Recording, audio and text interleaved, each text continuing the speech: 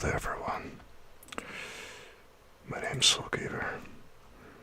Today we're going to be reading ASMR Scary Bedtime Stories. And we're going to be continuing Frankenstein, guys. If you're just joining, welcome. It's good to have you here with us. And I hope that you're doing very well today. One moment while I sort some things out.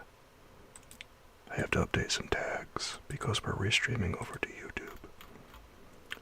And we should be just about set, guys. It looks like we're pretty good. Okay. There it is, guys. Very, very cool.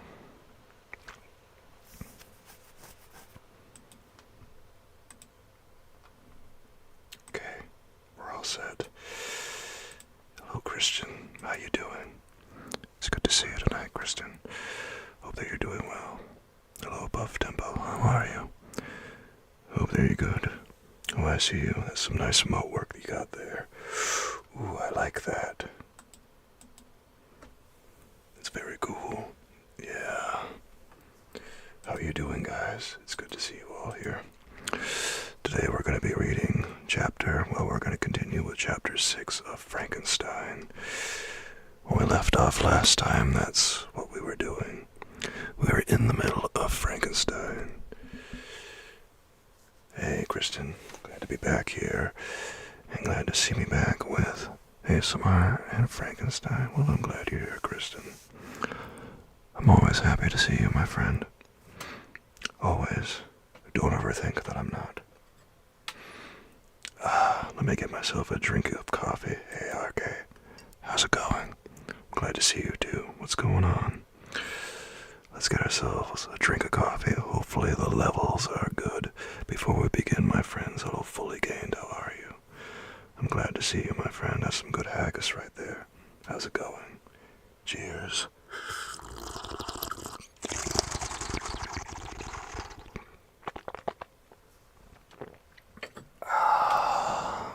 Tasty. I see you above tempo. The levels are perfect. Well, thank you, Kristen. I appreciate that. If they're perfect, then we can go ahead and begin. How's everybody doing tonight before we begin, guys? Have you all had a good day? Maybe a stressful day? I don't know, but if you have, maybe you can unwind a little bit and relax, right? I certainly hope so. I hope so. I've been under a lot of stress. I had a lot of headaches recently. I don't know. I think it's just because I'm making so many videos. Hopefully it subsides, right? Yeah. I took a couple of aspirin before I came on here because I was having a headache. It might be because of my back. It might be because of my back. I don't know. But regardless, whatever. Let's go ahead and begin, guys. And get back into Frankenstein. It'd be nice to relax. You appreciate it. Well, thank you, above tempo. You and me both, my friends. You and me both, my friend. Oh, before we begin, I have to do something very important. I have to check something. There it is, 73 inches. Oh, thank goodness. I'm so relieved.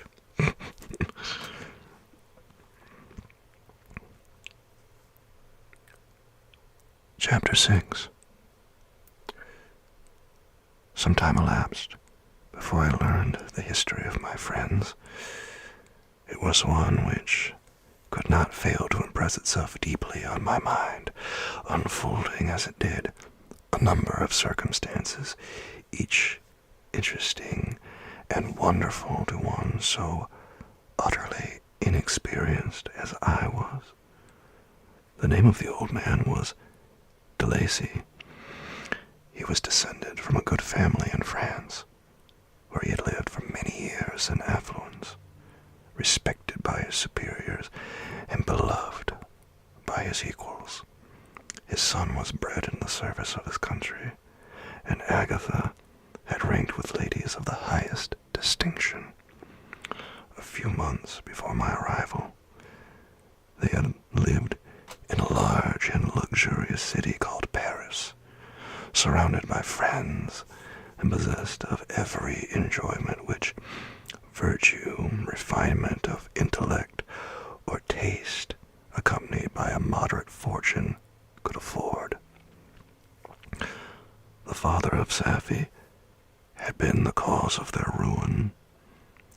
He was a Turkish merchant and had inhabited Paris for many years, when for some reason, which I could not learn, he became obnoxious to the government.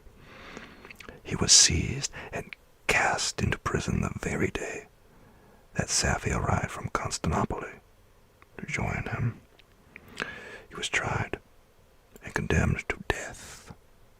The injustice of his sentence was very flagrant. All Paris was indignant, and it was judged that his religion and wealth, rather than the crime alleged against him, had been the cause of his condemnation. Thank you for following Kenny Ken 420. It's good to have you here with us, and I hope that you find this very pleasant and relaxing as we read through these stories together. Felix had been present at the trial. His horror and indignation were uncontrollable when he heard the decision of the court. He made at that moment a solemn vow to deliver him, and then looked around for the means. After many fruitless attempts to gain admittance to the prison, he found a strongly grated window in an unguarded part of the building, which lighted the dungeon of the unfortunate Mahometan, who, loaded with chains, waited in despair the execution of the barbarous sentence. Felix visited the grate at night and made known to the prisoner his intentions in his favor. The Turk, amazed and delighted, endeavored to kindle the zeal of his deliverer by promises of reward and wealth. Felix rejected his offers with contempt. Yet, when he saw the lovely Safi, who was allowed to visit her father, and who, by her gestures, expressed her lively gratitude, the youth could not help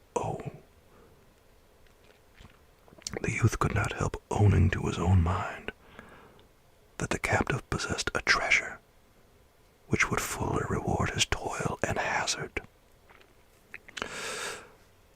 The Turk quickly perceived the impression that his daughter had made on the heart of Felix, and endeavored to secure him more entirely in his interest by the promise of her hand in marriage, so soon as he should be conveyed to a place of safety. Felix was too delicate to accept this offer, yet he looked forward to the probability of that event as to the consummation of his happiness. During the ensuing days, while the preparations were going forward for the escape of the merchant, the zeal of Felix was warmed by several letters that he received from this lovely girl, who found means to express her thoughts in the language of her lover by the aid of an old man, a servant of her father's, who understood French. She thanked him in the most ardent terms for his intended services towards her father, and at the same time she gently deplored her own fate. I have copies of these letters, for I found means, during my residence in the hovel, to procure the implements of writing, and the letters were often in the hands of Felix or Agatha. Before I depart, I will give them to you. They will prove the truth of my tale. But at present, as the sun is already far declined, I shall only have time to repeat the substance of them to you. Safi related that her mother was a Christian Arab, seized and made a slave by the Turks, recommended by her beauty. she had won the heart of the father of Safi, who married her. The young girl spoke in high and enthusiastic terms of her mother, who, born in freedom, spurned the bondage to which she was now reduced. She instructed her daughter in the tenets of her religion, and taught her to aspire to higher powers of intellect and an independence of spirit, forbidden to the female followers of Muhammad. This lady died, but her lessons were indelibly impressed on the mind of Safi, who sickened at the prospect of again returning to Asia. And the being immured within the walls of a harem, allowed only to occupy herself with puerile amusements ill-suited to the temper of her soul, now accustomed to grand ideas and a noble emulation for virtue. The prospect of marrying a Christian and remaining in a country where women were allowed to take a rank in society was enchanting to her. The day for the execution of the Turk was fixed, but on the night previous to it, he had quitted prison, and before morning was distant many leagues from Paris. Felix had procured passports in the name of his father, sister, and himself. He had previously communicated his plan to the former, who aided the deceit by quitting his house under the pretense of a journey, and concealed himself with his daughter in an obscure part of Paris. Felix conducted the fugitives through France to Lyons, and across Mont Cenis to Leghorn, where the merchant had decided to wait a favorable opportunity of passing into some port. Felix conducted the fugitives through France to Lyons, and across Mont Cenis to Leghorn, where the merchant had decided to wait a favorable opportunity of passing into some part of the Turkish dominions. Hello there, Amy. How are you doing tonight? It's good to see you. I hope that you're doing well since I saw you last. It's always good to see you with us, Amy. We're currently on chapter 6 of Frankenstein, and the monster is telling his story to his master. The story of his friends, quote-unquote. Well, friends from a distance.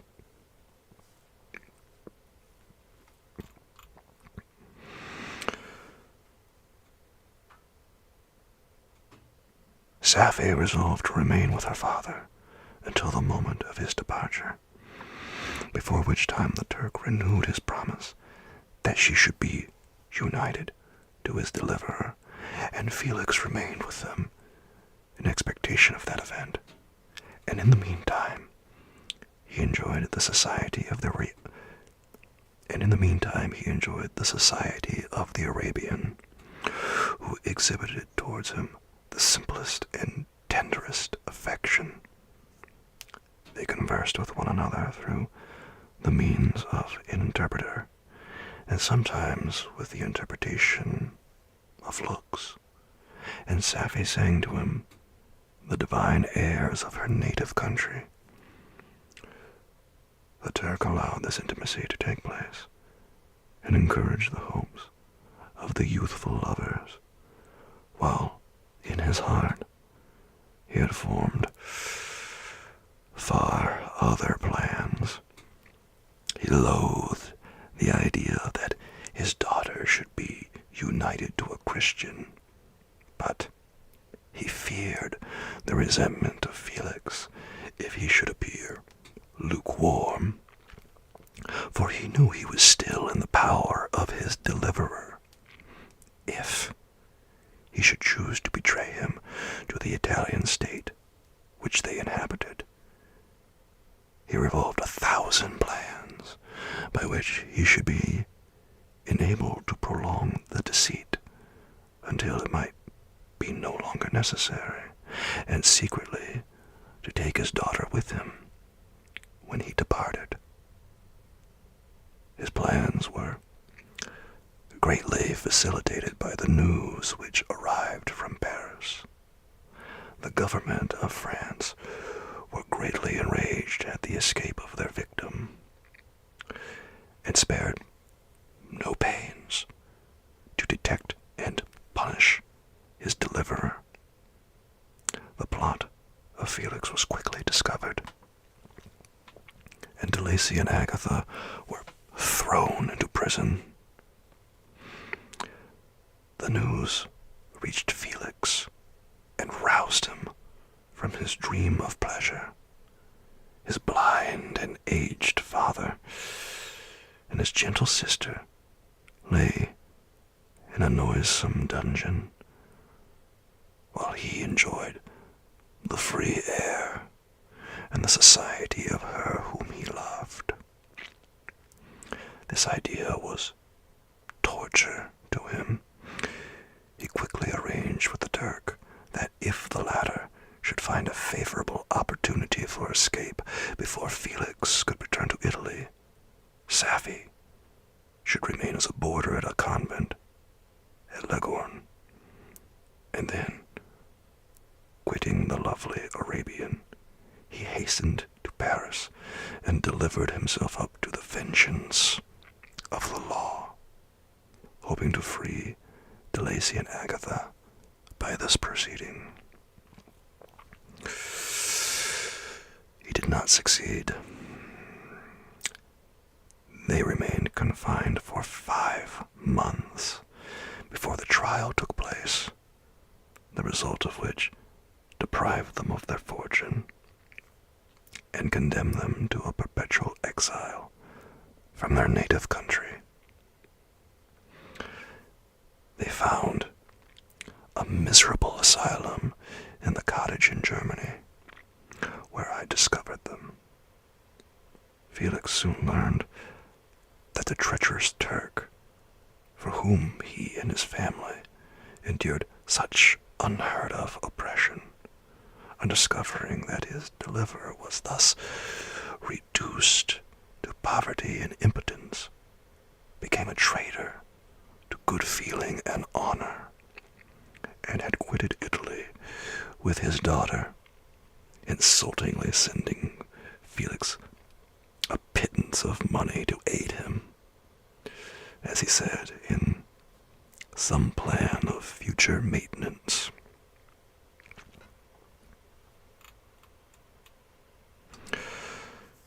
Such were the events that preyed on the heart of Felix and rendered him, when I first saw him, the most miserable of the family. He could have endured poverty, and when this distress had been the meed of his virtue, he would have gloried in it. But the ingratitude of the Turk and the loss of his beloved Safie were misfortunes more bitter and irreparable. The arrival of the Arabian now infused new life into his soul. When the news reached Leghorn that Felix was deprived of his wealth and rank, the merchant commanded his daughter to think no more of her lover, but to prepare to return with him to her native country. The generous nature of Safie was outraged by this command. She attempted to expostulate with her father, but he left her angrily, reiterating his tyrannical mandate. A few days later, after the Turk entered his daughter's apartment and told her hastily that he had reason to believe that his residence at Leghorn had been divulged, and that he should speedily be delivered up to the French government. He had consequently hired a vessel to convey him to Constantinople, for which city he should sail in a few hours. He intended to leave his daughter under the care of a confidential servant to follow at her leisure with the greater part of his property, which had not yet arrived at Leghorn. Hello there, Forever Blue. It's good to see you, my friend. I hope that you're doing well tonight, and I'm glad you're here. As always, thanks for being here. When alone, Savvy resolved in her own mind the plan of conduct that it would become her to pursue in this emergency. A residence in Turkey was abhorrent to her. Her religion and feelings were alike adverse to it. By some papers of her father's which fell into her hands, she heard of the exile of her lover, and learnt the name of the spot where he then resided. She hesitated some time, but at length she formed her determination, taking with her some jewels that belonged to her and a small sum of money. She quitted Italy with an attendant, a native of Leghorn, but who understood the common language of Turkey, and departed for Germany. Hello there, Dick. How are you doing tonight? I hope that you're doing well, my friend. It's always good to see you. We're just reaching the end of chapter 6 of Frankenstein. Welcome, welcome.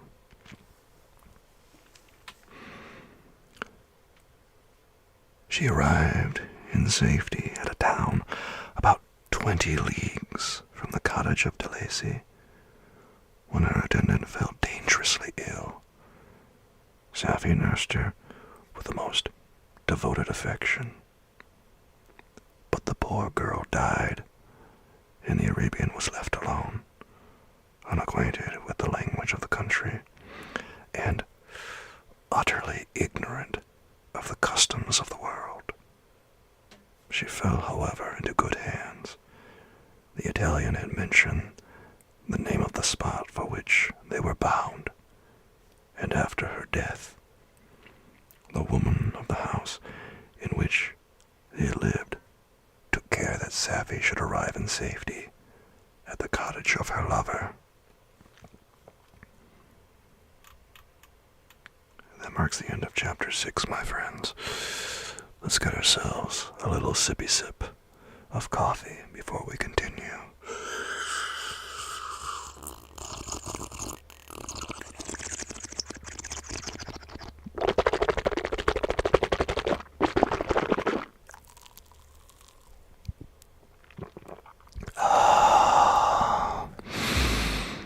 That's right above tempo. Some nice remote work.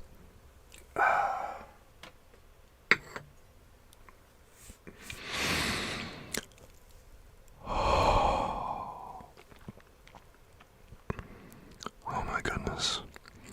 It's never too late for coffee, my friends. Anyone who says otherwise, they must be crazy.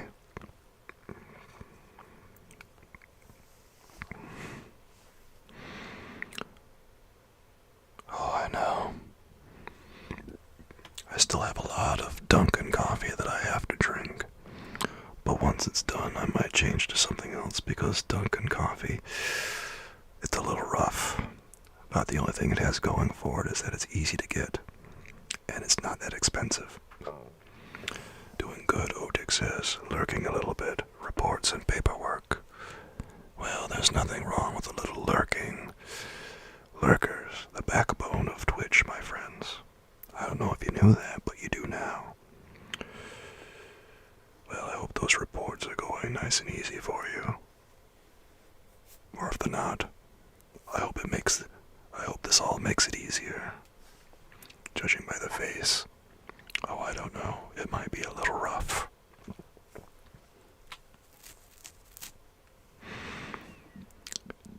Chapter 7.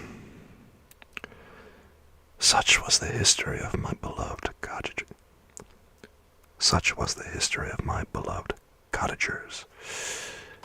It impressed me deeply. I learned from the views of social life, which it developed, to admire their virtues and to deprecate the vices of mankind. As yet I looked upon crime as a distant evil. Benevolence and generosity were ever present before me, inciting within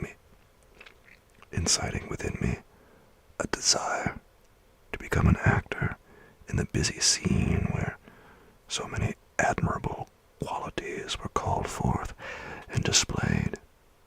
But in giving an account of the progress of my intellect, I must not omit a circumstance which occurred in the beginning of the month of August of the same year. One night, during my accustomed visit to the neighboring wood, where I collected my own food and brought home firing for my protectors, I found on the ground a leathern portmanteau containing several articles of dress and some books. I eagerly seized the prize and returned with it to my hovel. Fortunately, the books were written in the language, the elements of which I had acquired at the cottage. They consisted of Paradise Lost, a volume of Plutarch's Lives, and the Sorrows of Werther. The possession of these treasures gave me extreme delight. I now continually studied and exercised my mind upon these histories, whilst my friends were employed in their ordinary occupations. I can hardly describe to you the effect of these books. They produced in me an infinity of new images and feelings that sometimes raised me to ecstasy, but more frequently sunk me into the lowest dejection. In the Sorrows of Werther, besides the interest of its simple and affecting story, so many opinions are canvassed, and so many lights thrown upon what had hitherto been to me obscure subjects, that I found in it a never-ending source of speculation and astonishment. The gentle and domestic manners it described, combined with lofty sentiments and feelings, which had for their object something out of self, accorded well with my experience among my protectors, and with the wants which were forever alive in my own bosom. But I thought Werther himself a more divine being than I had ever beheld or imagined. His character contained no pretension, but it sunk deep. The disquisitions upon death and suicide were calculated to fill me with wonder. I did not pretend to enter into the merits of the case, yet I inclined towards the opinions of the hero whose extinction I wept without precisely understanding it. Otako Snake 18, thank you for the raid. Hello there, Otako. How are you doing tonight? I hope that you're doing well, my friend. Welcome, raiders. And everyone, let's give a shout out to Otaku. There it is. I found it. Everyone, take a moment to follow Otako Snake 18 if you haven't already. Otako, what were you doing tonight? What were you streaming? Oh, I'm pretty good, Otaku. Getting back into ASMR. It's been good. It's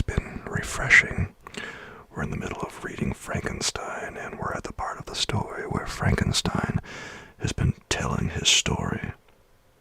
Hello, Mr. Boomstick, how's it going?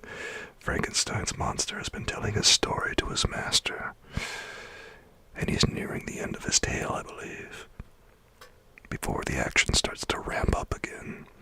Running some Metal Gear Solid. Oh, I like Metal Gear Solid. That's a good game. I did a couple of challenges for myself pretty recently. 1, I beat the game on hard. 2, I decided during the sniping sections to only use the sniper rifle, no pills. I remember people were giving me a hard time for not using the Nikita rocket launcher to beat Sniper Wolf, but I don't know, I wanted to challenge myself, and I beat her only a sniper rifle, no pills. Both times. I felt real good about it. I hope your runs went very well, Otaku. Do you feel like you're getting close to a record? Or a personal best? I hope you are. You deserve it, my friend. Yes, they did. Oh, you're welcome. I appreciate it. I'm glad they did. And thank you again. You're running through the game faster than normal. Good. Good. You'll have that world record in no time. I have a funny feeling. Well, you know how speedrunning goes. You just gotta keep with it. Keep grinding. I don't need to tell you. You already know.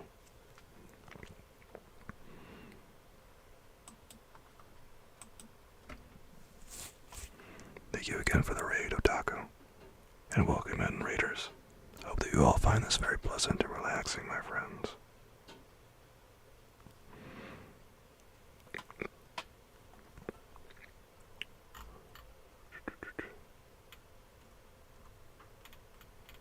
And again, if you haven't given Otaku a follow, well, please consider it, everyone. And check out his channel. Check out their channel at your earliest opportunity.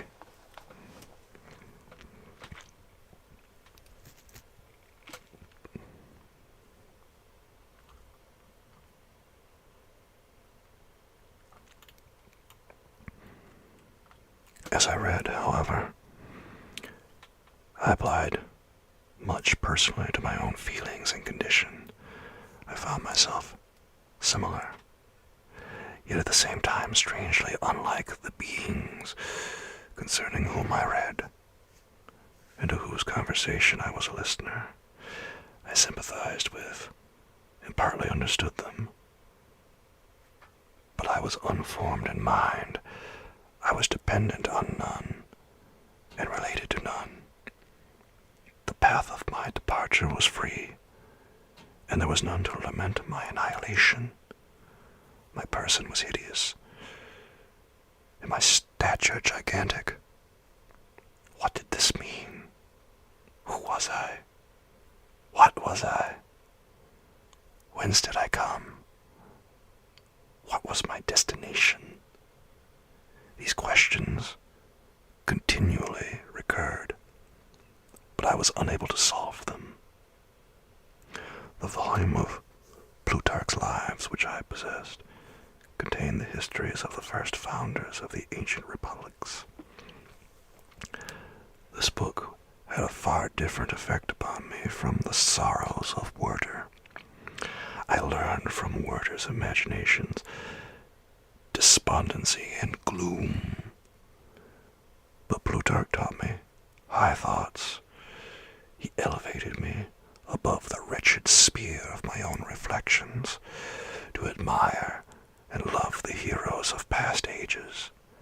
Many things I read surpassed my understanding and experience. I had a very confused knowledge of kingdoms, wide extents of country, mighty rivers, and boundless seas. But I was perfectly unacquainted with towns and large assemblages of men. The cottage of my protectors had been the only school in which I had studied human nature. But this book developed new and mightier scenes of action. I read of men concerned in public affairs, governing or massacring their species. I felt the greatest ardor for virtue rise within me, an abhorrence for vice. As far as I understood the signification of those terms, relative as they were, as I applied them to pleasure and pain alone. Induced by these feelings, I was, of course, led to admire peaceable lawgivers, Numa, Solon, and Lycurgus, in preference to Romulus and Theseus. The patriarchal lives of my protectors caused these impressions to take a firm hold on my mind. Perhaps if my first introduction to humanity had been made by a young soldier burning for glory and slaughter, I should have been imbued with different sensations.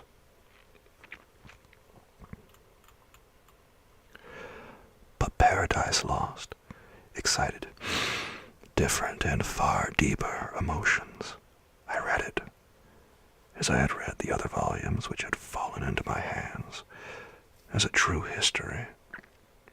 It moved every feeling of wonder and awe at the picture of an omnipotent God warring with his creatures was capable of exciting.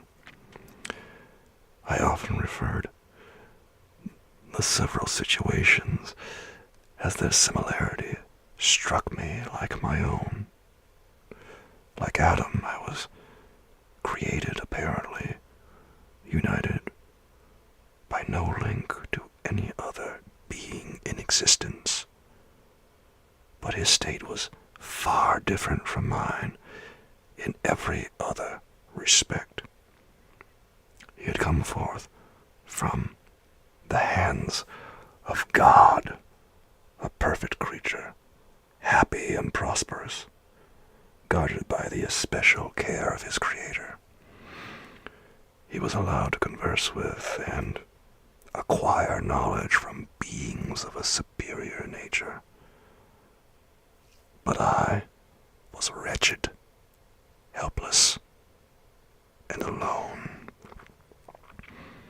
Many times I considered Satan as the fitter emblem of my condition, for often, like him, when I viewed the bliss of my protectors, the bitter gall of envy rose within me.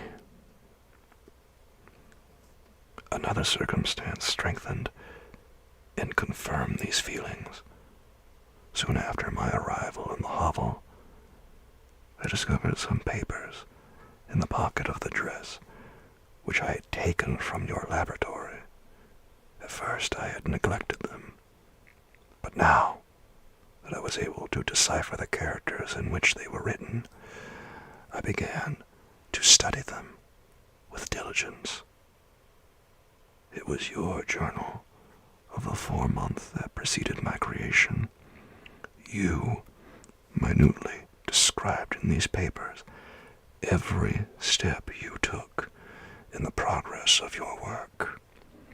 This history was mingled with accounts of domestic occurrences. You, doubtless, recollect these papers. Here they are. Everything is related in them which bears reference to my accursed origin. The whole detail of that series of disgusting circumstances which it produced is set in view. The minutest description of my odious and loathsome person is given in language which painted your own horrors and rendered mine ineffaceable. I sickened as I read. hateful day when I received life," I exclaimed in agony. "Cursed creator, why did you form a monster so hideous that even you turned from me in disgust? God in pity made man beautiful and alluring after his own image. But my form is a filthy type of yours, more horrid from its very resemblance. Satan had his companions, fellow devils, to admire and encourage him. But I am solitary and detested.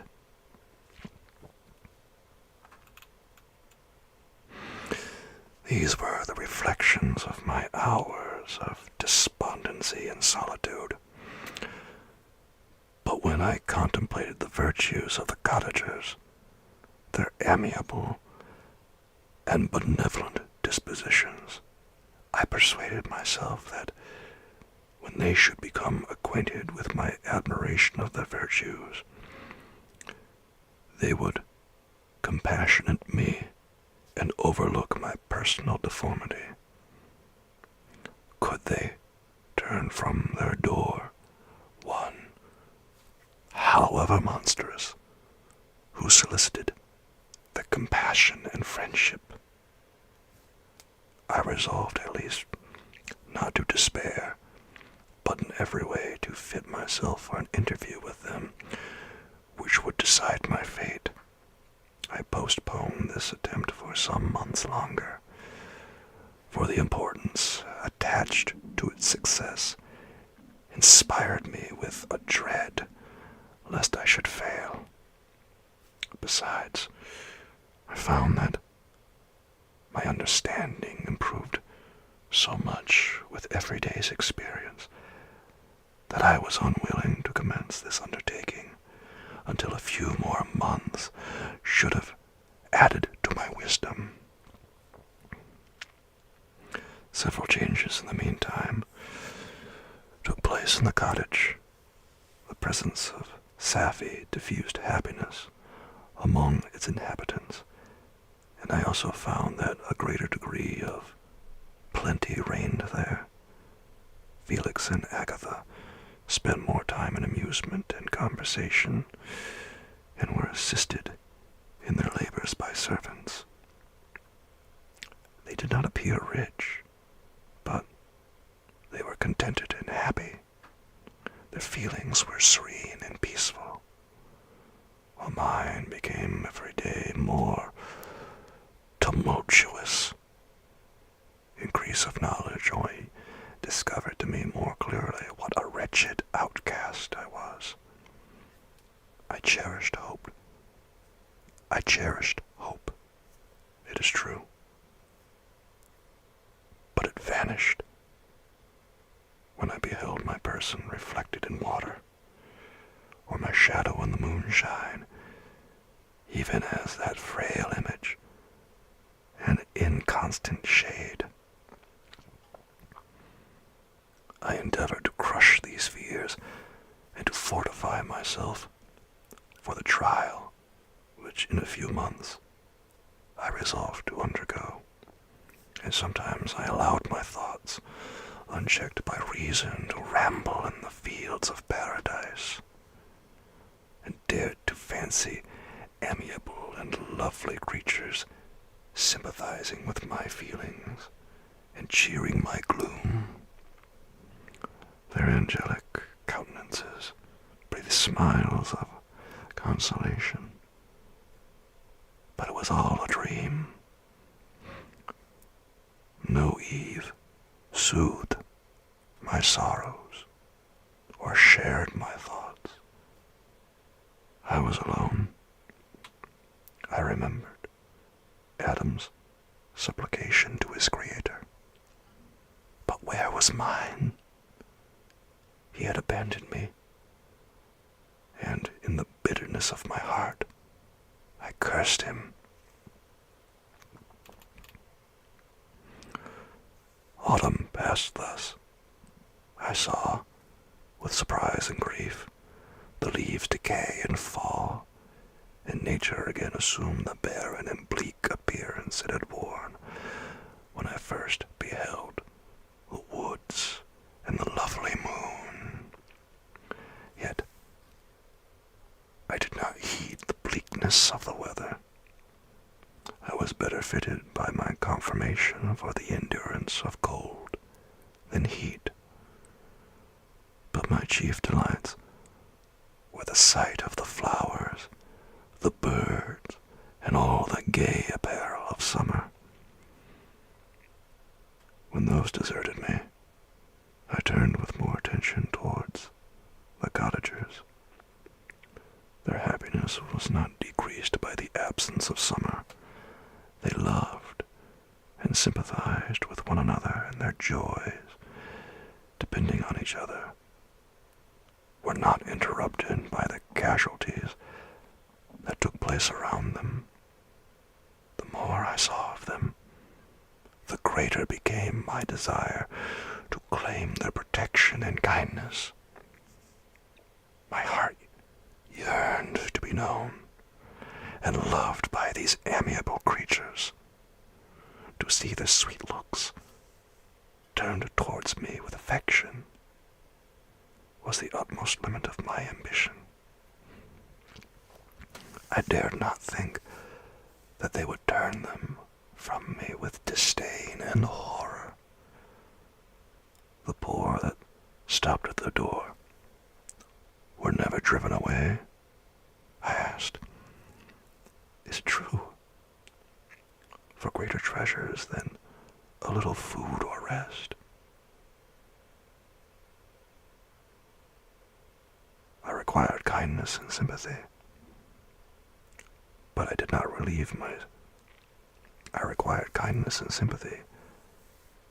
believe myself utterly unworthy of it. The winter advanced.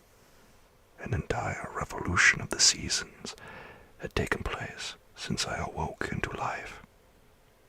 My attention at the time was solely directed towards my plan of introducing myself into the cottage of my protectors. I revolved many projects, but that on which I finally fixed was to enter the dwelling when the blind old man should be alone. I had sagacity enough to discover that the unnatural hideousness of my person was the chief object of horror with those who had formerly beheld me. My voice, although harsh, had nothing terrible in it. I thought, therefore, that if, in the absence of his children, I could gain the goodwill and mediation of the old de Lacy, I might, by his means, be tolerated by my younger protectors. One day, when the sun shone on the red leaves that strewed the ground, it diffused cheerfulness, although it denied warmth. Sappy, Agatha, and Felix departed on a long country walk, and the old man, at his own desire, was left alone in the cottage. When his children had departed, he took up his guitar and played several mournful but sweet airs, more sweet and mournful than I had ever heard him play before. At first his countenance was illuminated with pleasure, but as he continued, thoughtfulness and sadness succeeded. At length, laying aside the instrument, he sat absorbed in reflection.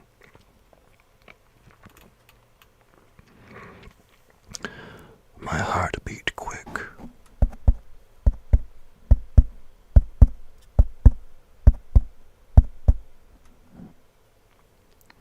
This was the hour and moment of trial which would decide my hopes or realize my fears. the servants were gone to a neighboring fair. All was silent in and around the cottage. It was an excellent opportunity, yet when I proceeded to execute my plan, my limbs failed me, and I sunk to the ground. Again I rose, and exerting all the firmness of which I was master, removed the planks which I had placed before my hovel to conceal my retreat. The fresh air revived me, and with a renewed determination, I approached the door of their cottage. I knocked. "Who is there?" said the old man. "Come in." I entered. "Pardon this intrusion," said I. "I am a traveler in want of a little rest. You would greatly oblige me if you would allow me to remain a few minutes before the fire." "Enter," said De Lacy, "and I will try in what manner I can to relieve your wants. But unfortunately my children are from home, and as I am blind, I am afraid I shall find it difficult to procure food for you. Do not trouble yourself, my kind host. I have food. It is warmth and rest only that I need." I sat down, and a silence ensued. I knew that every minute was precious to me, yet I remained irresolute in what manner to commence the interview, when the old man addressed me. "By your language, stranger, I suppose you are my countrymen.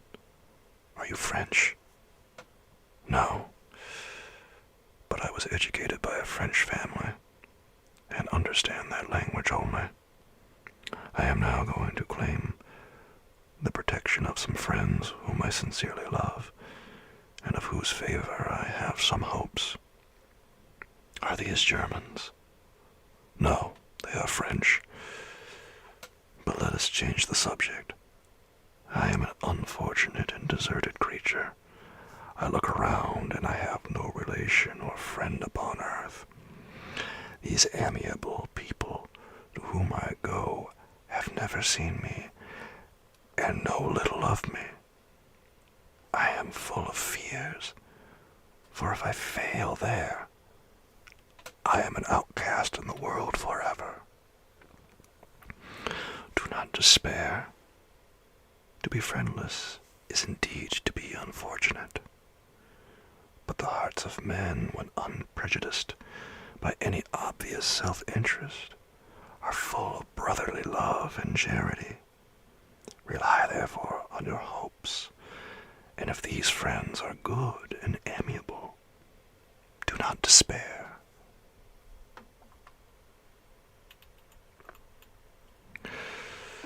"They are kind. They are the most excellent creatures in the world. But unfortunately, they are prejudiced against me. I have good dispositions. My life has been hitherto harmless, and in some degree beneficial. But a fatal prejudice clouds their eyes, and where they ought to see a feeling and kind friend, they behold only a detestable monster. That is indeed unfortunate. But if you are really blameless, cannot you undeceive them? I am about to undertake that task, and it is on that account that I feel so many overwhelming terrors. I tenderly love these friends. I have, unknown to them, been for many months in the habits of daily kindness towards them, but they believe that I wish to injure them, and it is that prejudice which I wish to overcome. Where do these friends reside? Near this spot. The old man paused, and then continued. If you will unreservedly confide to me the particulars of your tale, I perhaps may be of use in undeceiving them. I am blind and cannot judge of your countenance, but there is something in your words which persuades me that you are sincere. I am poor and an exile, but it will afford me true pleasure to be in any way serviceable to a human creature. Excellent man, I thank you, and accept your generous offer. You raised me from the dust by this kindness, and I trust that by your aid I shall not be driven from the society and sympathy of your fellow creatures. Heaven forbid, even if you are really criminal, for that can only drive you to desperation and not instigate you to virtue. I also am unfortunate. I and my family have been condemned, although innocent. Judge, therefore, if I do not feel for your misfortunes. How can I thank you, my best and only benefactor? From your lips, first have I heard the voice of kindness directed towards me. I shall be forever grateful, and your present humanity assures me of success with those friends whom I am on the point of meeting. May I know the names and residence of those friends? I paused. This, I thought, was the moment of decision, which was to rob me of or bestow happiness on me forever. I struggled vainly for firmness sufficient to answer him, but the effort destroyed all my remaining strength. I sank on the chair and sobbed aloud. At that moment I heard the steps of my younger protectors. I had not a moment to lose, but seizing the hand of the old man, I cried, "Now is the time. Save and protect me. You and your family are the friends whom I seek. Do not you desert me in the hour of trial." "Great God!" exclaimed the old man. "Who are you?" At that instant, the cottage door was opened, and Felix, Safie, and Agatha entered. Who can describe their horror and consternation on beholding me? Agatha fainted, and Safie, unable to attend to her friend, rushed out of the cottage. Felix darted forward, and with supernatural force tore me from his father, to whose knees I clung. In a transport of fury, he dashed me to the ground and struck me violently with a stick. I could have torn him limb from limb, as the lion rends the antelope. But my heart sunk within me, as with bitter sickness, and I refrained. I saw him on the point of repeating this blow, when, overcome by pain and anguish, I quitted the cottage, and in the general tumult escaped unperceived to my hovel.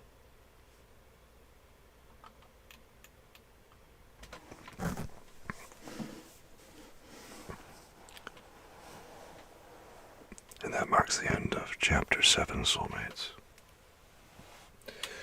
Let's get a little drink. Cheers to that, my friends.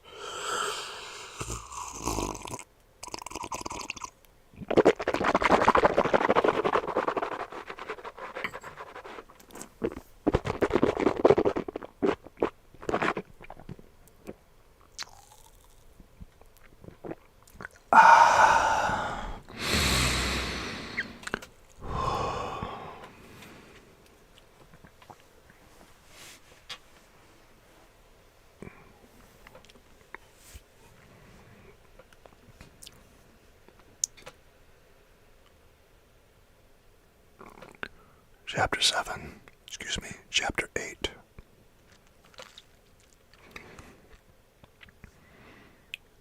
Cursed Creator. Why did I live? Why, in that instant, did I not extinguish the spark of existence which you had so wantonly bestowed? I know not. Despair had not yet taken possession of me.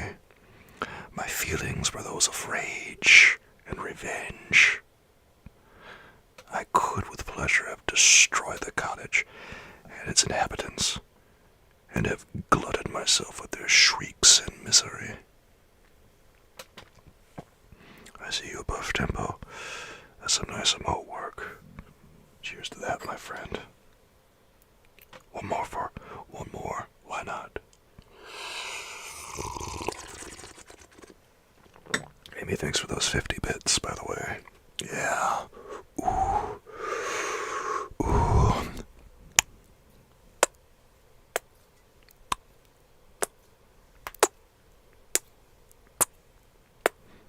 Yeah, let's go. I worked out yesterday, guys. How am I looking? 48 inches. That's pretty good above tempo. That's almost halfway. That's good for those 50 bits, Amy. Ooh. I hope I'm looking huge. Just watch. This is going to wind up being the thumbnail again. Yeah, God, my traps are out of control, guys. I see you above tempo.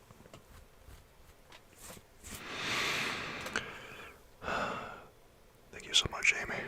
I really appreciate that.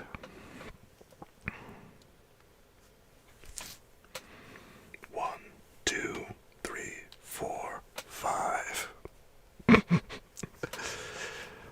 I am suddenly so thirsty. Have you been looking at my Instagram page? I see you, Odic. That's some nice remote work too. 1, 2, 3. Cobra.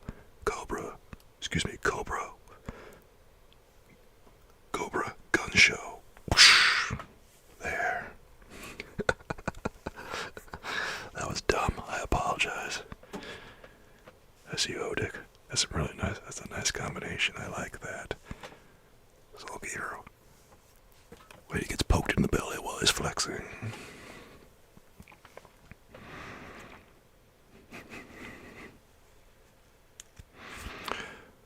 When night came, I quitted my retreat and wandered in the wood, and now, no longer restrained by the fear of discovery, I gave vent to my anguish in fearful howlings. I was like a wild beast that had broken the toils, destroying the objects that obstructed me, and ranging through the wood with a stag-like swiftness. Oh, what a miserable night. Oh, what a miserable night I passed. The cold stars shone in mockery, and the bare trees waved their branches above me. Now and then, the sweet voice of a bird burst forth amidst the universal stillness. All, save I, were at rest or in enjoyment. I, like the archfiend, bore a hell within me, and finding myself unsympathized with, wished to tear up the trees, spread havoc and destruction around me, and then to have sat down and enjoyed the ruin. But this was a luxury of sensation that could not endure. I became fatigued with excess of bodily exertion, and sank on the damp grass in the sick impotence of despair. There was none among the myriads of men that existed who would pity or assist me, and should I feel kindness towards my enemies? No. From that moment, I declared everlasting everlasting war against the species, and more than all, against him who had formed me and sent me forth to this insupportable misery. The sun rose. I heard the voices of men, and knew that it was impossible to return to my retreat during the day. Accordingly, I hid myself in some thick underwood, determining to devote the ensuing hours to reflection on my situation. The pleasant sunshine and the pure air of day restored me to some degree of tranquility, and when I considered what had passed at the cottage, I could not help believing that I had been too hasty in my conclusions. I had certainly acted imprudently. It was apparent that my conversation had interested a father in my behalf, and I was a fool in having exposed my person to the horror of his children. I ought to have familiarized the old DeLacy to me, and by degrees have discovered myself to the rest of his family, when they should have been prepared for my approach. But I did not believe my errors to be irretrievable, and after much consideration, I resolved to return to the cottage, seek the old man, and by my representations win him to my party. These thoughts calmed me, and in the afternoon I sank into a profound sleep. But the fever of my blood did not allow me to be visited by peaceful dreams. The horrible scene of the preceding day was forever acting before my eyes. The females were flying, and the enraged Felix tearing me from his father's feet. I awoke exhausted, and finding that it was already night, I crept forth from my hiding place and went in search of food. When my hunger was appeased, I directed my steps towards the well-known path that conducted to the cottage. All there was at peace. I crept into my hovel and remained in silent expectation of the accustomed hour when the family arose. That hour passed. The sun mounted high in the heavens, but the cottagers did not appear. I trembled violently, apprehending some dreadful misfortune. The inside of the cottage was dark, and I heard no motion. I cannot describe the agony of this suspense. Thank you for following. Call me Senpai or Daddy. It's good to have you here with us, and I hope that you're doing well tonight. What's going on? Oh, we're just reading Frankenstein together, my friend. We're currently on chapter 8, and Frankenstein, the monster, is almost done relating his story to his creator. And he's about to issue an ultimatum. It's a sad, sad story, unfortunately. But how are you tonight? Hope things are going well. And if they're not, well, I hope they're getting better. And I hope you find this very pleasant and relaxing, my friend. Mahoimanoi 2%. Look at that. Mahoimanoi is saving some for the rest of us. How you doing, Mahoimanoi? It's good to see you. I'm glad to hear.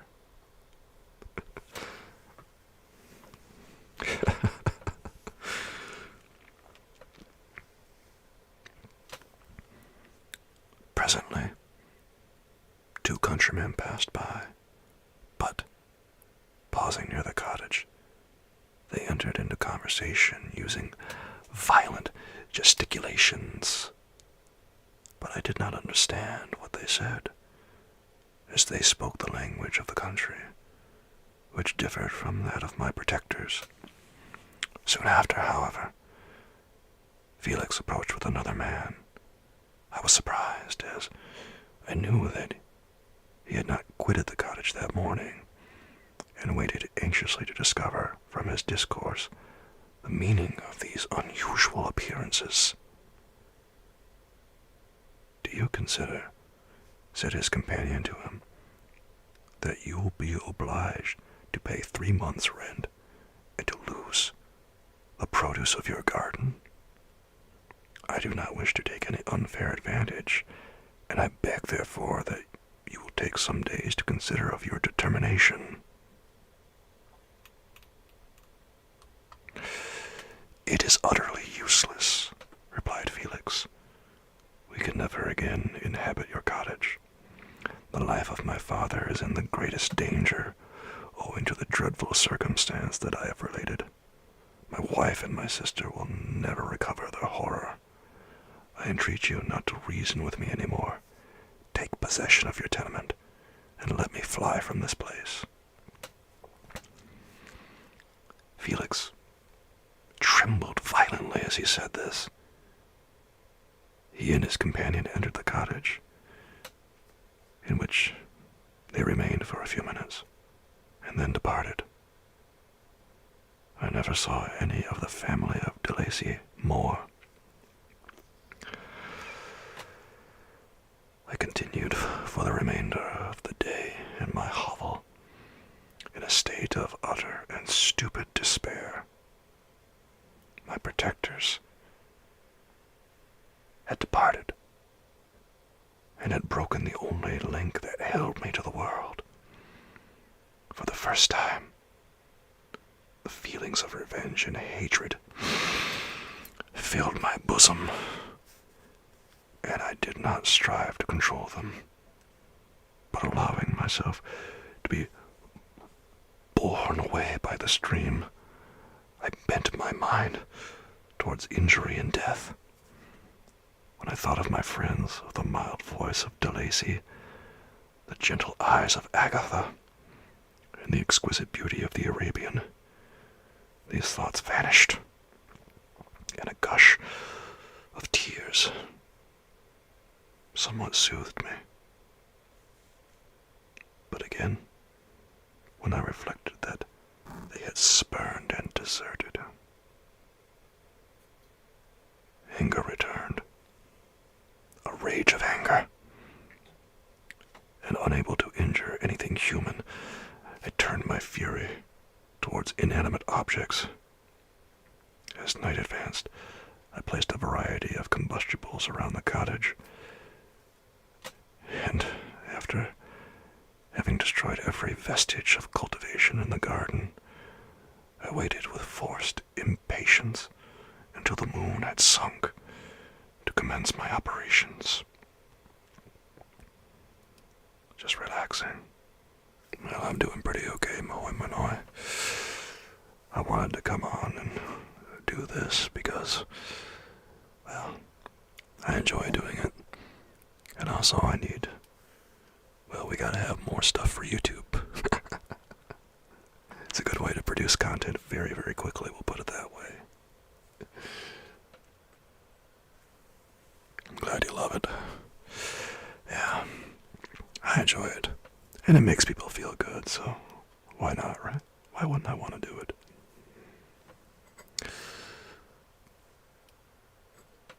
Nah, I enjoy it. I like this.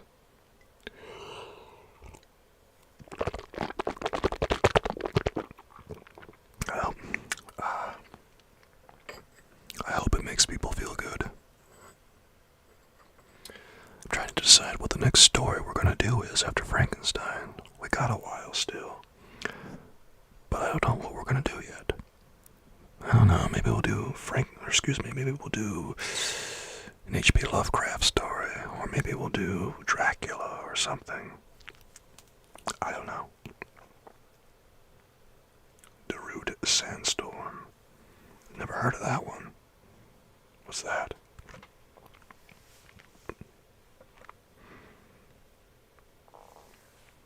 Oh, my bad, Buff Tempo. Oops, I'm sorry, dude.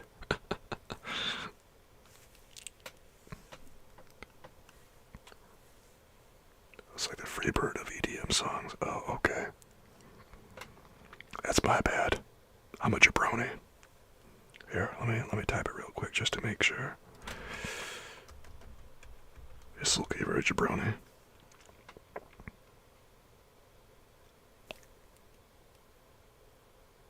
Ooh. Yeah, I might be a jabroni, guys. I mean, that's not looking good for me. See, what did I tell you, Buff Tempo? It's all me. I gotta work on not being a jabroni anymore.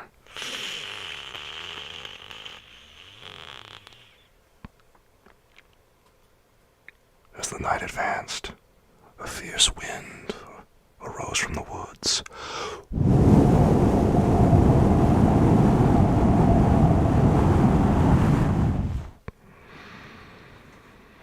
And quickly dispersed the clouds that had loitered in the heavens. The blast tore along like a mighty avalanche and produced a kind of insanity in my spirits that burst all bounds of reason and reflection. I lighted the dry branch of a tree and danced with fury around the devoted cottage. My eyes still fixed on the western horizon, the edge of which the moon nearly touched. A part of its orb was at length hid, and I waved my brand. It sunk, and with a loud scream, I fired the straw and heath and bushes which I had collected. The wind fanned the fire, and the cottage was quickly enveloped by the flames, which clung to it and licked it with their forked and destroying tongues. As soon as I was convinced that no assistance could save any part of the habitation, I quitted the scene and sought for refuge in the woods. That's nice remote work there above tempo. I believe that's a gust of a little wind breaking and a chad. Excuse me, a gigachad. When you're right, you're right. I try.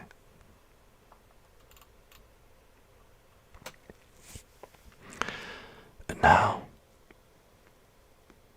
with the world before me, whither should I bend my steps? I resolved to fly far from the scene of my misfortunes. But to me, hated and despised, every country must be equally horrible. At length the thought of you crossed my mind.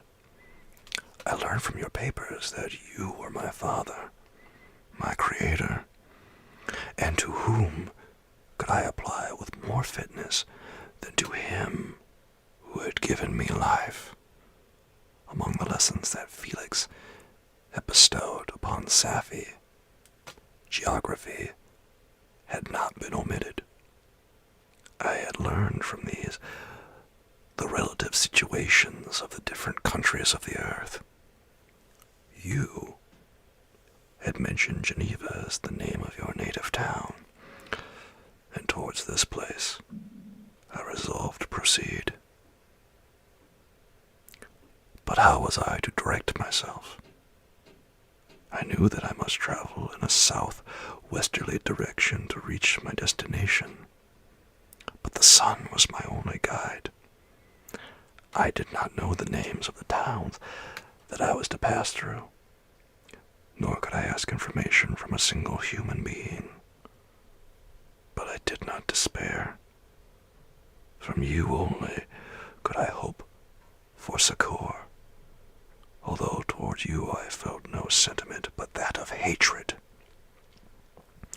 Unfeeling, heartless creator, you had endowed me with perceptions and passions, and then cast me abroad an object for the scorn and horror of mankind. But on you only had I any claim for pity and redress, and from you I determined to seek that justice which I vainly attempted to gain from any other being that wore the human form.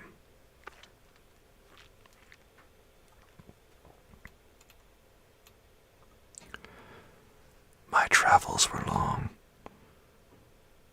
and the sufferings I endured intense. It was late in autumn when I quitted the district where I had so long resided. I traveled only at night, fearful of encountering the visage of a human being. Nature decayed around me, and the sun became heatless. Rain and snow poured around me.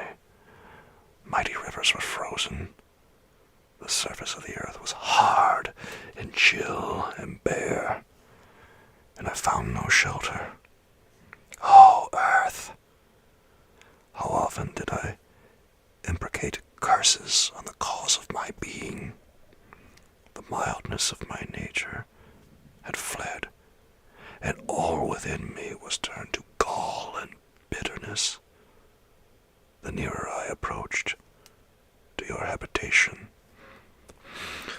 the more deeply did I feel the spirit of revenge enkindled in my heart. Snow fell, and the waters were hardened, but I rested not. A few incidents now and then directed me, and I possessed a map of the country, but I often wandered wide from my path. The agony of my feelings allowed me no respite. No incident occurred from which my rage and misery could not extract its food. But a circumstance that happened when I arrived on the confines of Switzerland, when the sun had recovered its warmth, and the earth again began to look green, confirmed in a special manner the bitterness and horror of my feelings. I generally rested during the day and traveled only when I was secured by night from the view of man. One morning, however, finding that my path lay through a deep wood, I ventured to continue my journey after the sun had risen. The day, which was one of the first of spring, cheered even me by the loveliness of its sunshine and the balminess of the air. I felt emotions of gentleness and pleasure that had long appeared dead revive within me. Half surprised by the novelty of these sensations, I allowed myself to be borne away by them, and forgetting my solitude and deformity, dared to be happy. Soft tears again bedewed my cheeks, and I even raised my humid eyes with thankfulness towards the blessed sun which bestowed such joy upon me. I continued to wind among the paths of wood until I came to its boundary, which was skirted by a deep and rapid river, into which many of the trees bent their branches, now budding with the fresh spring. Here I paused, not exactly knowing what path to pursue, when I heard the sound of voices that induced me to conceal myself under the shade of a cypress. I was scarcely hid when a young girl came running towards the spot where I was concealed, laughing as if she ran from someone in sport. She continued her course along the precipitous sides of the river, but suddenly her foot slipped, and she fell into the rapid stream. I rushed from my hiding place, and with extreme labor from the force of the current, saved her and dragged her to shore. She was senseless, and I endeavored by every means in my power to restore animation, when I was suddenly interrupted by the approach of a rustic, who was probably the person from whom she had playfully fled. On seeing me, she darted towards me, and tearing the girl from my arms, hastened towards the deeper part of the wood. I followed speedily. I hardly knew why. But when the man saw me draw near, he aimed a gun, which he carried at my body, and fired. I sunk to the ground, and my injurer, with increased swiftness, escaped into the wood. This was then the reward of my benevolence. I had saved a human being from destruction, and as a recompense, I now writhed under the miserable pain of a wound which shattered the flesh and bone. The feelings of kindness and gentleness, which I had entertained but a few months before, gave place to a hellish rage and gnashing of teeth. Inflamed by pain, I vowed eternal hatred and vengeance to all mankind. But the agony of my wound overcame me. My pulses paused, and I fainted. Is that the takeaway above tempo? Oh boy. That's a hell of a moral. Good Lord. Girls get you shot. Depends on the girl.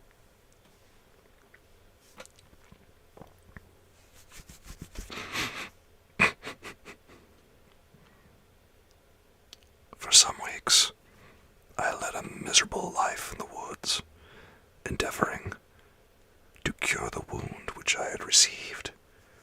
The ball had entered my shoulder, and I knew not whether it had remained there or passed through. At any rate, I had no means of extracting it. My sufferings were augmented also by the oppressive sense of the injustice and ingratitude of their infliction.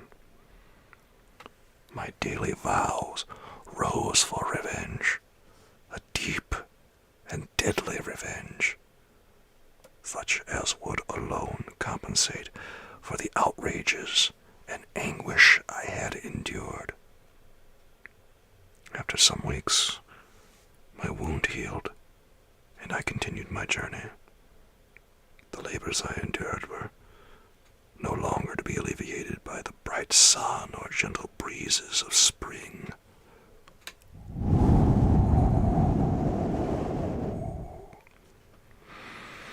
All joy was but a mockery, which insulted my desolate state. It made me feel more painfully that I was not made for the enjoyment of pleasure. But now, my toils drew near a close, and 2 months from this time, I reached the environs of Geneva. It was evening when I arrived, and I retired to a hiding place among the fields that surrounded, to meditate in what manner I should apply to you. I was oppressed by fatigue and hunger, and far too unhappy to enjoy the gentle breezes of evening or the prospect of the sun setting behind the stupendous mountains of Jura.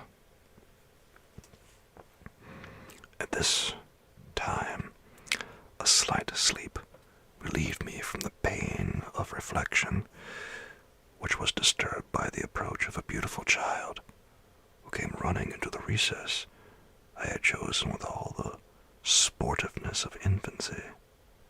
Suddenly, as I gazed on him, an idea seized me that this little creature was unprejudiced and had lived too short a time to have imbibed a horror of deformity.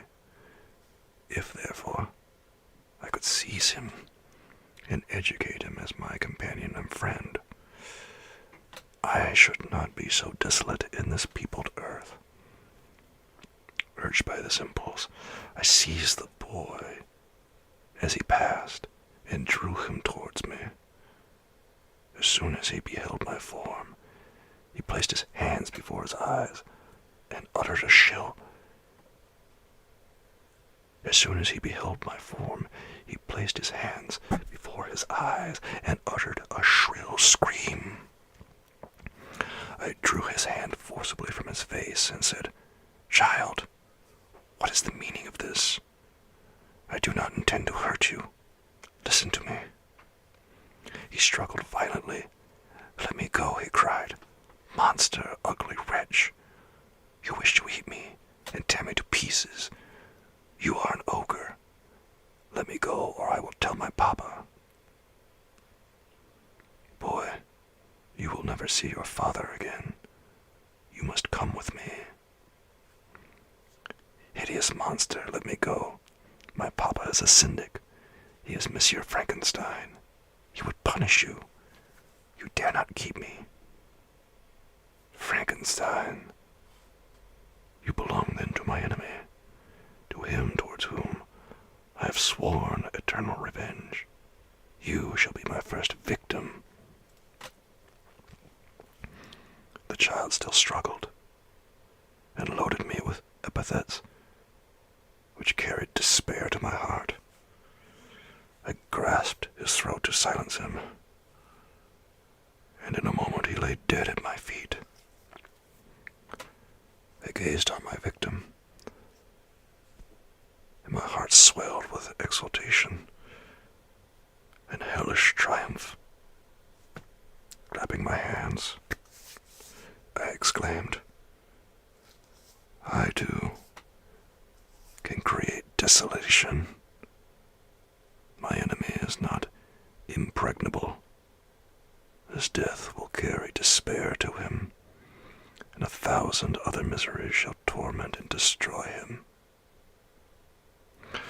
As I fixed my eyes on the child, I saw something glittering on his breast. I took it. It was a portrait of a most lovely woman. In spite of my malignity, it softened and attracted me. For a few moments, I gazed with delight on her dark eyes, fringed by deep lashes, and her lovely lips. But presently, my rage returned. I remembered that I was forever deprived of the delights that such beautiful creatures could bestow, and that she, whose resemblance I contemplated, would, in regarding me, have changed that air of divine benignity to one expressive of disgust and affright.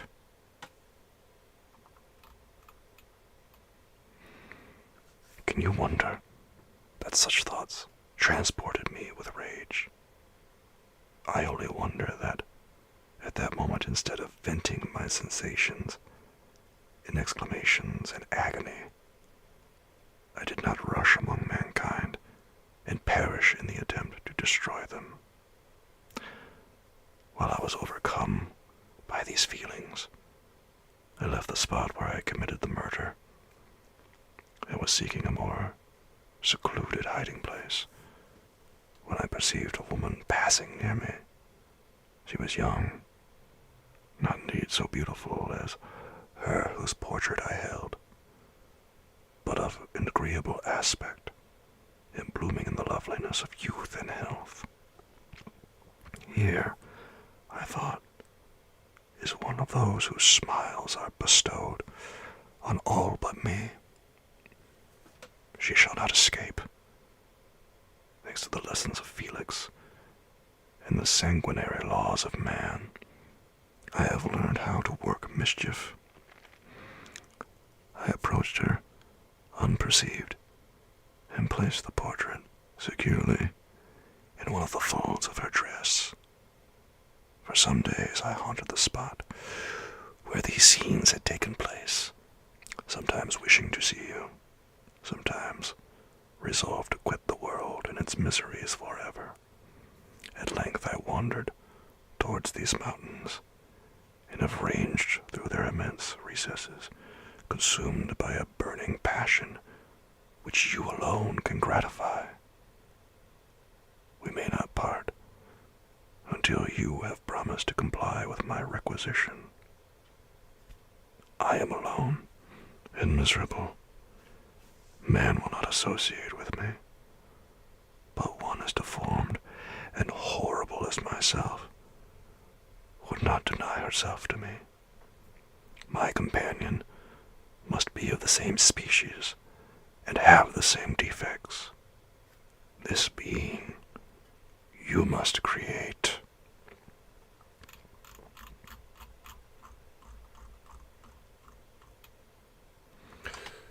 That marks the end of chapter 8, my friends. We have time for one more chapter today. One more, and this is the end of Volume 2. Once we finish this next chapter, this short chapter, this is the end of Volume 2 of Frankenstein. And then we'll be on to the third and final volume. Cheers, my friends. Let's have a drinky, a little sippy. Down the hatch, guys.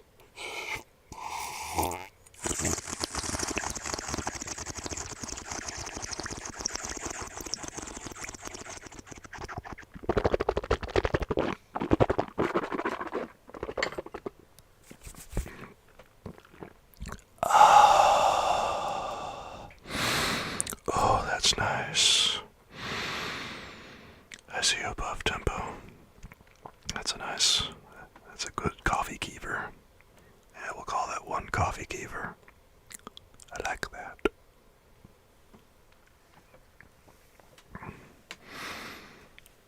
Alright, let's finish Volume 2, my friends. Volume 2 of Frankenstein. Chapter 9. The being finished speaking and fixed his looks upon me in expectation of a reply. But I was bewildered, perplexed, and unable to arrange my ideas sufficiently to understand the full extent of his proposition. He continued, "You must create a female for me, with whom I can live in the interchange of those sympathies necessary for my being. This you alone can do, and I demand it of you as a right which you must not refuse." The latter part of his tale had kindled anew in me the anger that had died away while he narrated his peaceful life among the cottagers. And as he said this, I could no longer suppress the rage that burned within me. "I do refuse it," I replied, "and no torture shall ever extort a consent from me. You may render me the most miserable of men, but you shall never make me base in my own eyes. Shall I create another like yourself, whose joint wickedness might desolate the world? Begone! I have answered you. You may torture me, but I will never consent."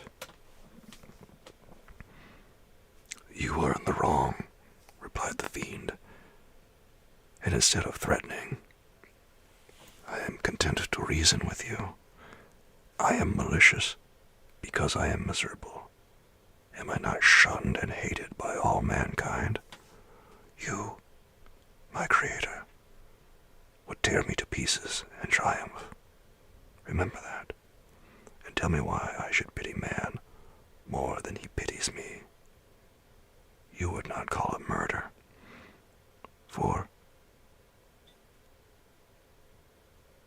you would not call it murder if you could precipitate me into one of those ice rifts and destroy my frame, the work of your own hands. Shall I respect it, man? Shall I respect man when he condemns me? Let him live with me in the interchange of kindness, and instead of injury, I would bestow every benefit upon him with tears of gratitude at his acceptance. But that cannot be. The human senses are insurmountable barriers to our union. Yet mine shall not be the submission of abject slavery. I will revenge my injuries. If I cannot inspire love, I will cause fear, and chiefly towards you, my archenemy, because, my creator, do I swear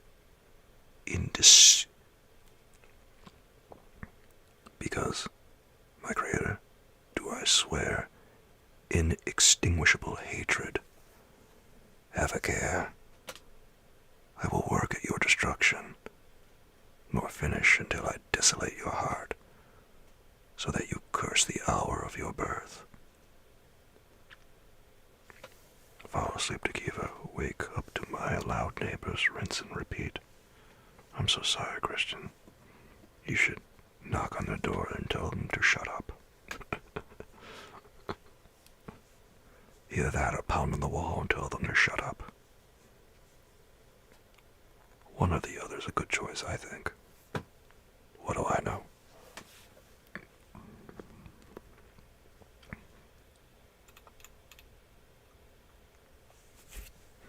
A fiendish rage animated him as he said this.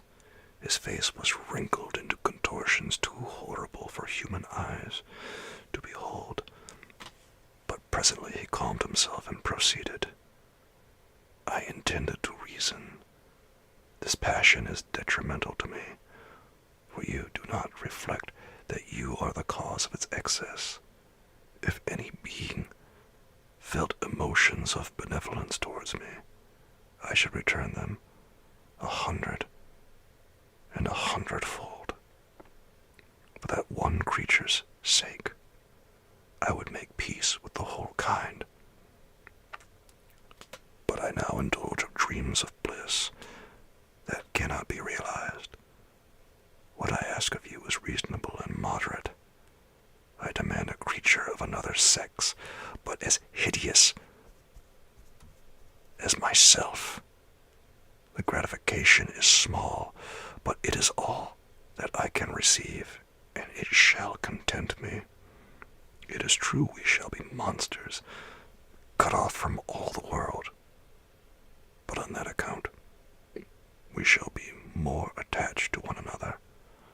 Our lives will not be happy, but they will be harmless and free from the misery I now feel.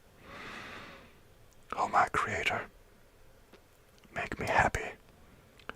Let me feel gratitude towards you for one benefit. Let me see that I excite the sympathy of some existing thing.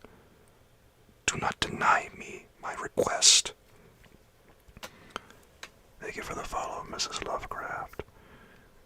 I appreciate you being here, and I hope that you find this very pleasant and relaxing as we read this together. 100-fold avenge 7-fold. Yeah, that's a cool new band name. Surely it won't come with a cease and desist, right? Above tempo.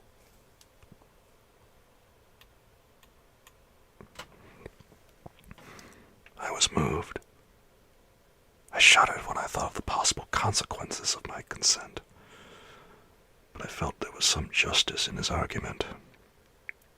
His tale and the feelings he now expressed proved him to be a creature of fine sensations, and I did not, as his maker,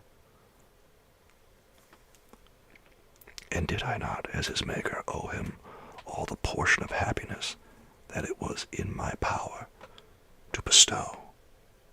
He saw my change of feeling and continued, "If you consent, neither you or any other human being shall ever see us again. I will go to the vast wilds of South America. My food is not that of man. I do not destroy the lamb and the kid to glut my appetite. Acorns and berries afford me sufficient nourishment.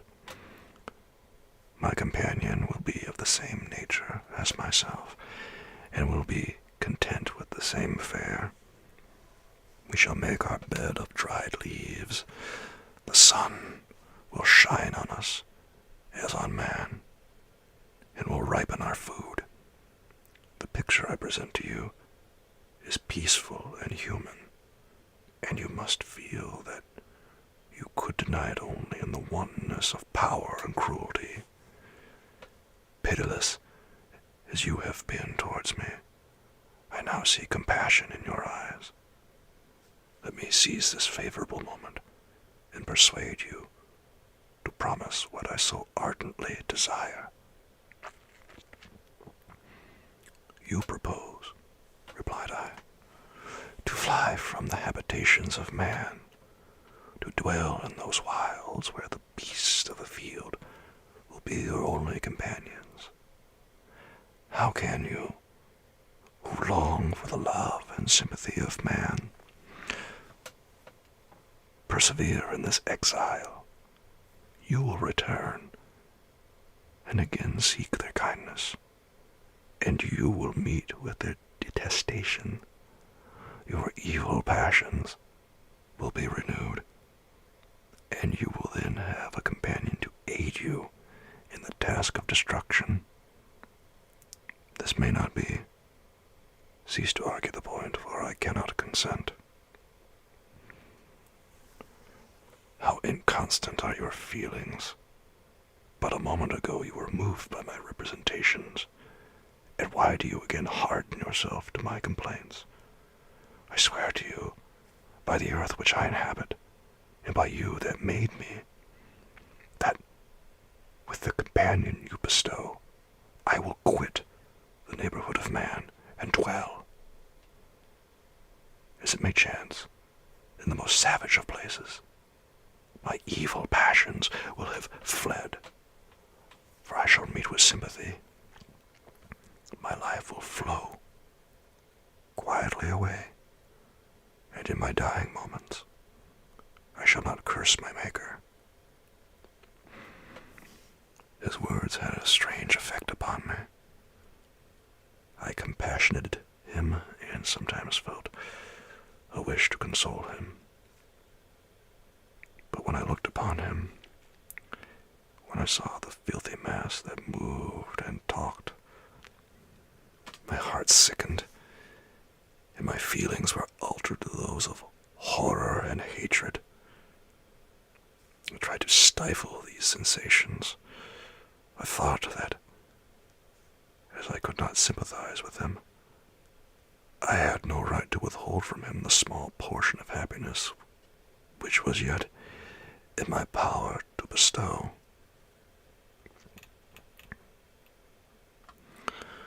You swear, I said, to be harmless, but have you not already shown a degree of malice that should reasonably make me distrust you? May not even this be a feint that will increase your triumph by affording a wider scope for your revenge? How is this? I thought I had moved your compassion, and yet you still refuse to bestow on me the only benefit that can soften my heart and render me harmless. If I have no ties and no affections, hatred and vice must be my portion. The love of another will destroy the cause of my crimes, and I shall become a thing of whose existence everyone will be ignorant.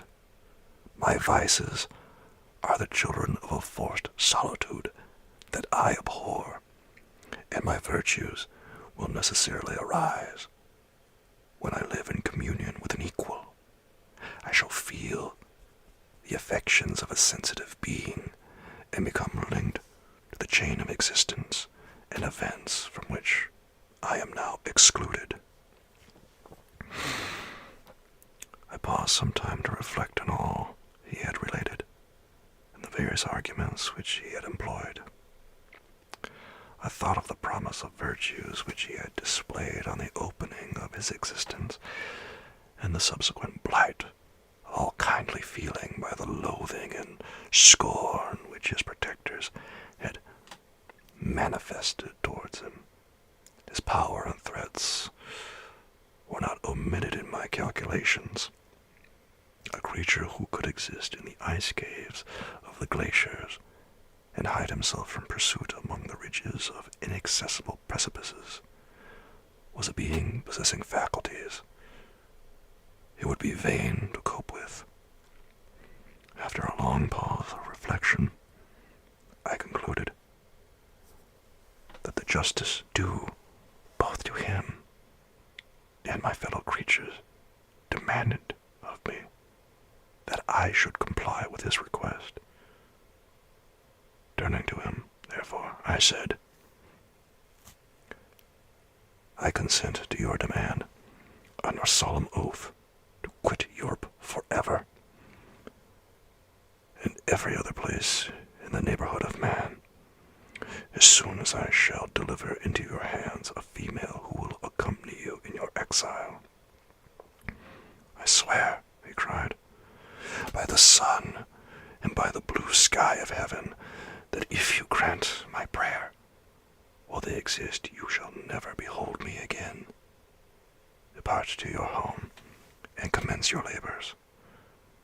I shall watch their progress with unutterable anxiety, and fear not but that when you are ready, I shall appear." Saying this, he suddenly quitted me, fearful, perhaps, of any change in my sentiments. I saw him descend the mountain with greater speed than the flight of an eagle, and quickly lost him among the undulations of the sea of ice.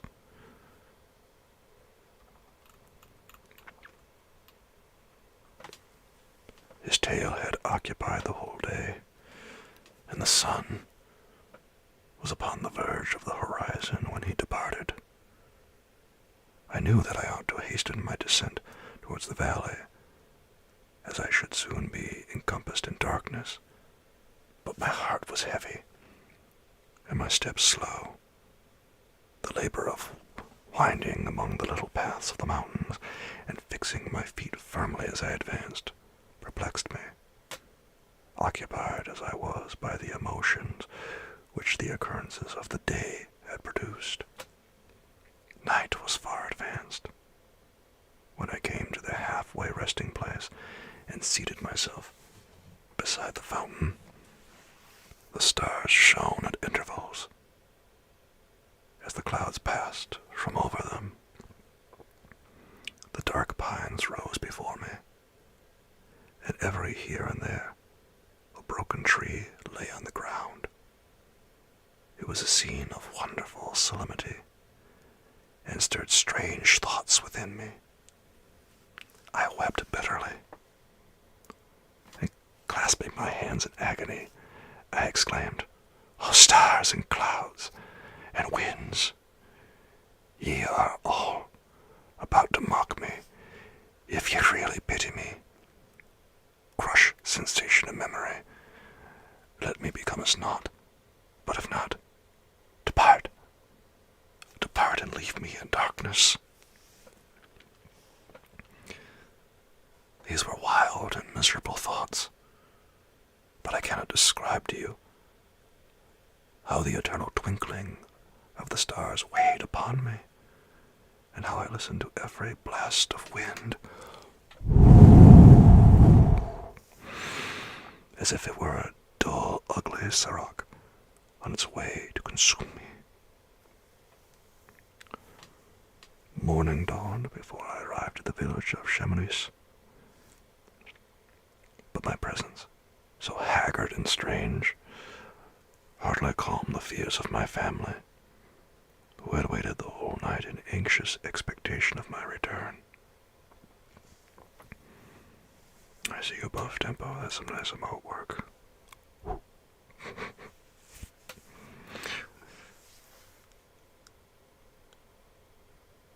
The following day we returned to Geneva. The intention in my The intention of my father in coming had been to divert my mind and restore me to my lost tranquility. But the medicine had been fatal, and unable to account for the excess of misery I appeared to suffer, he hastened to return home, hoping the quiet and monotony of a domestic life would by degrees alleviate my sufferings from whatsoever cause they might spring.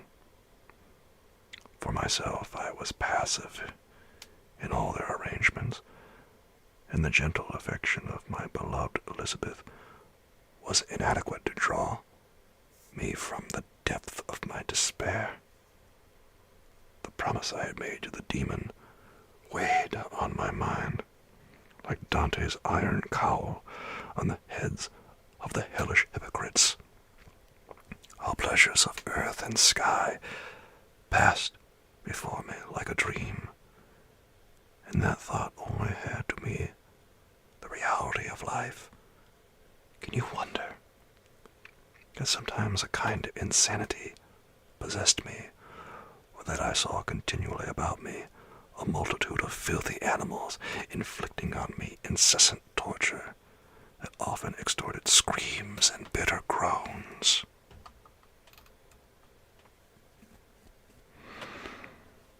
By degrees, however, these feelings became calmed.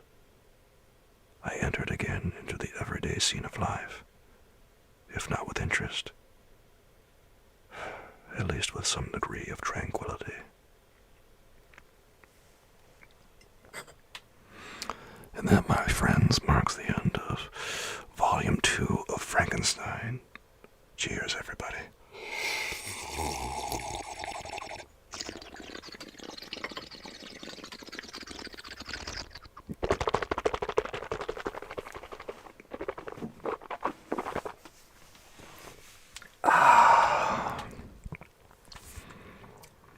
That was nice, guys. My goodness, we're 2/3 of the way through Frankenstein. Think about that. It's a big story, isn't it? Maybe a little bit. How much? There's one more volume. I don't know how many chapters, but well, there is still quite a bit left. Quite a bit. But we are 2/3 of the way through. Nice. Victor still has to, go through the motions of at least attempting to make a bride.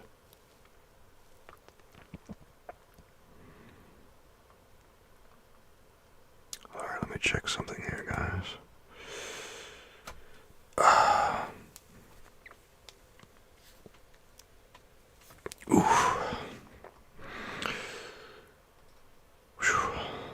Sorry, I had to stretch out. I'm a little stiff after all this time.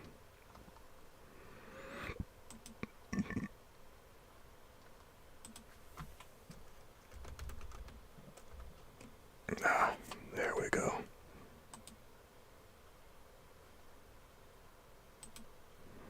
Alright, soulmates. I think that is going to be the end of our story time for tonight. We will have to continue this next time, but I would like to go say hello to a friend of mine named James Bond 235, who also does ASMR. So I hope that you come say hello to him and give him a warm, warm welcome. We haven't raided in a while, so I'd like to do that right now. Thank you for joining me and hanging out with me, guys, and I will see you all again very soon. Have a good night, my friends, and thanks for spending your time with me, everybody. We're heading over there now.